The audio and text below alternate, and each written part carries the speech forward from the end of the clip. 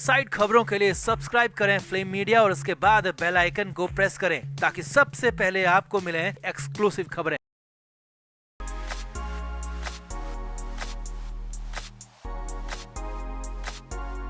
जब जब लगता है कि आकांक्षा दुबे का केस कमजोर पड़ रहा है, लगता है कि इंसाफ की राह बेहद मुश्किल है, तब तब कोई न कोई ऐसा सिग्नल मिलता है जिससे लगता है कि इंसाफ भले ही दूर है मगर मिलेगा जरूर। और अब एक्टर और सांसद मनोज तिवारी ने वाराणसी में पहुंचकर बहुत बड़ा ऐलान आकांक्षा दुबे के केस में कर दिया है। जी हाँ, मनोज तिवारी ने आकांक्षा दुबे केस में सीबीआई जाँच की मांग की है और कहा है कि वो जल्द ही सीबीआई जाँच को लेकर मुख्यमंत्री योगी आदित्यनाथ और पीएम नरेंद्र मोदी से मिलेंगे और आकांक्षा को जल्द से जल्द इंसाफ दिलवाएंगे। इतना ही नहीं, मनोज तिवारी ने इस दौरान समर सिंह को लेकर भी काफी कुछ कह दिया। तो क्या अब आकांक्षा की मां को मनोज तिवारी का साथ मिल गया है? क्या वाकई में आकांक्षा केस को सीबीआई जांच की जरूरत है? मनोज तिवारी का पूरा वर्जन आपको दिखाते हैं। आप भी वीडियो को शेयर करें और मनोज तिवारी की बातों से कितना सहमत है कमेंट जरूर करें। तो आकांक्षा दुबे केस में भोजपुरी सिनेमा की तरफ से बहुत कम लोगों की आवाज सुनाई दी। एक दो लोग ही आकांक्षा के परिवार तक पहुंचे और जो भी पहुंचे सिर्फ अपना उल्लू सीधा करने गए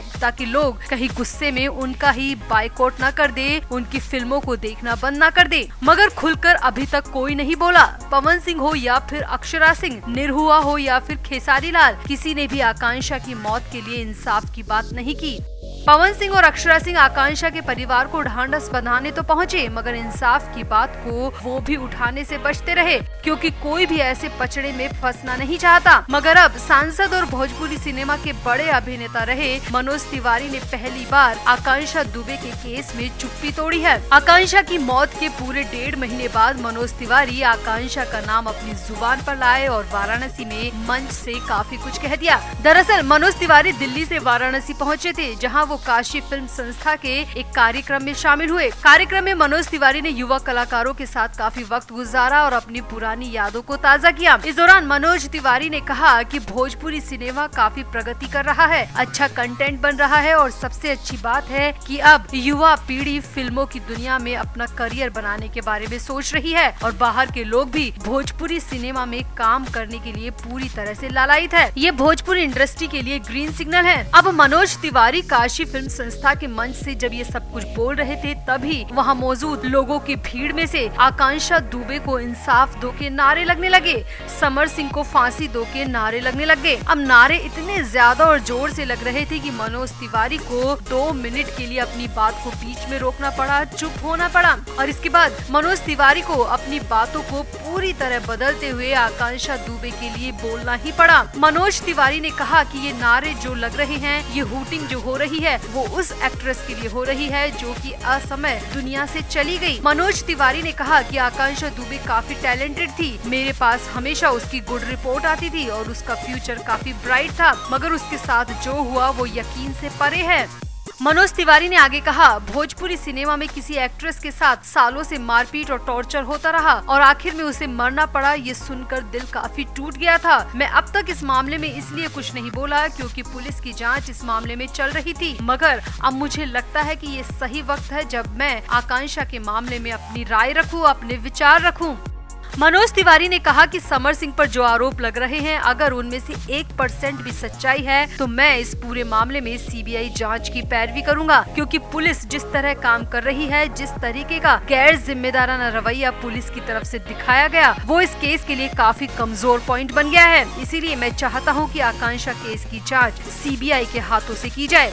मनोज तिवारी ने कहा कि मैं इस मामले में यूपी के मुख्यमंत्री योगी आदित्यनाथ और देश के प्रधानमंत्री नरेंद्र मोदी से मिलूंगा और उनसे आग्रह करूंगा कि आकांक्षा केस की जांच पुलिस से लेकर सीबीआई को सौंप दी जाए ताकि फेयर और निष्पक्ष जांच आकांक्षा मामले की हो सके।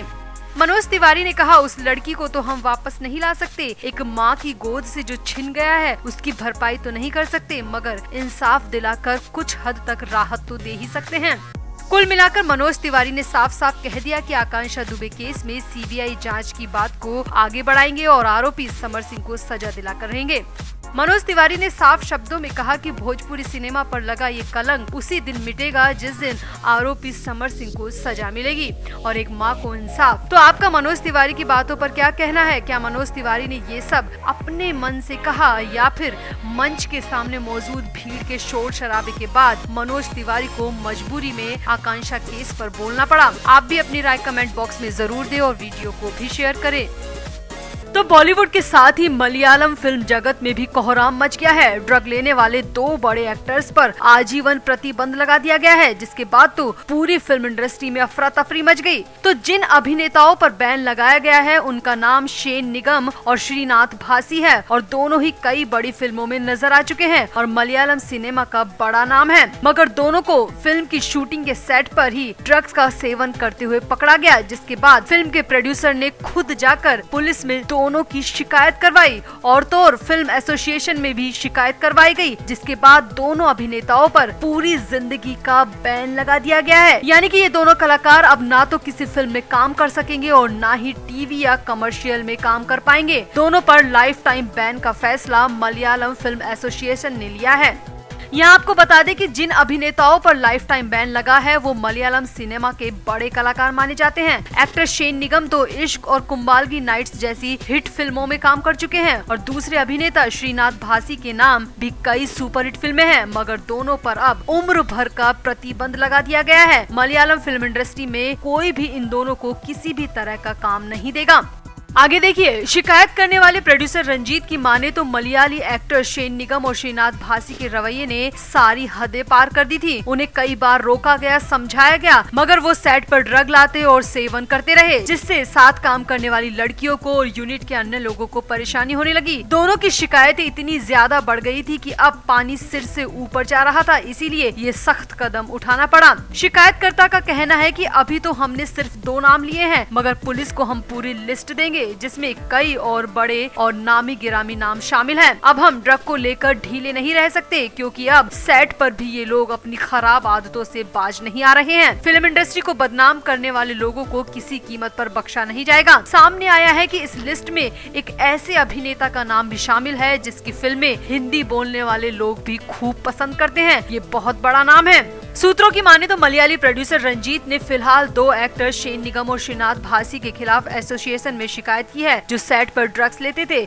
शिकायत के बाद फिल्म एसोसिएशन ने दोनों को ही इंडस्ट्री में पूरी तरह बैन कर दिया। अब एसोसिएशन ऐसे एक्टर्स के नाम की लिस्ट बना रही है जो सेट पर ड्रग्स लेते हैं। अब इस लिस्ट में कई और बड़े नाम सामने आए हैं, तो विवाद काफी बढ़ गया है, जिसके बाद पुलिस को भी मौके पर पहुंचना पड़ा। करीब 10 से 12 घंटे तक सेट पर हंगामा चलता रहा, जिसके बाद तय किया गया कि पुलिस की एक शैडो टीम हमेशा फिल्म के सेट पर मौजूद रहेगी और वॉच करेगी कि सेट पर कोई ड्रग तो नहीं ले रहा, कोई बेच या खरीद तो नहीं रहा। कोच्चि के पुलिस कमिश्नर ने खुद कंफर्म किया है कि पुलिस विभाग की एक टीम हमेशा सेट पर मौजूद रहेगी और जांच करेगी कि कहीं सेट पर ड्रग का सेवन तो नहीं किया जा रहा। अगर उन्हें कहीं से भी लीड मिलती है तो सेट पर ड्रग है या कोई बेच रहा है तो टीम तुरंत रेड मारेगी और गिरफ्तारी की जाएगी। इसी बीच इंडियन एक्सप्रेस की रिपोर्ट की माने तो कोच्चि के पुलिस कमिश्नर ने बताया कि फिल्म इंडस्ट्री में ड्रग यूज के मामले बढ़ते जा रहे हैं और बढ़ते मामलों की शिकायत के बाद एक अर्जेंट मीटिंग बुलाई गई, जिसमें फैसला लिया गया कि पुलिस की टीम हमेशा शूटिंग सेट पर मौजूद रहेगी। उन्होंने कहा, हमारे पास ऐसे लोगों के डेटा हैं जो इस तरह के मामलों में शामिल हैं और जल्दी हमारा गिरफ्तारी अभियान शुरू होगा। तो कुल मिलाकर बॉलीवुड की तरह मलयालम फिल्म इंडस्ट्री भी ड्रग के जंजाल में बुरी तरह उलझी हुई और फंसी हुई है। यंग कलाकार सरेआम ड्रग का सेवन कर रहे हैं और शूटिंग के सेट को भी नहीं छोड़ रहे, जिसके बाद 2 अभिनेताओं पर लाइफ टाइम बैन लगाया गया है। तो क्या आपको लगता है कि ऐसी ही नजीर बॉलीवुड में भी होनी चाहिए? ड्रग का सेवन करने वाले कलाकारों पर प्रतिबंध लगना चाहिए? मलयालम फिल्म इंडस्ट्री के इस फैसले पर आपका क्या कहना है? कमेंट बॉक्स में जरूर बताएं और वीडियो को भी शेयर करें।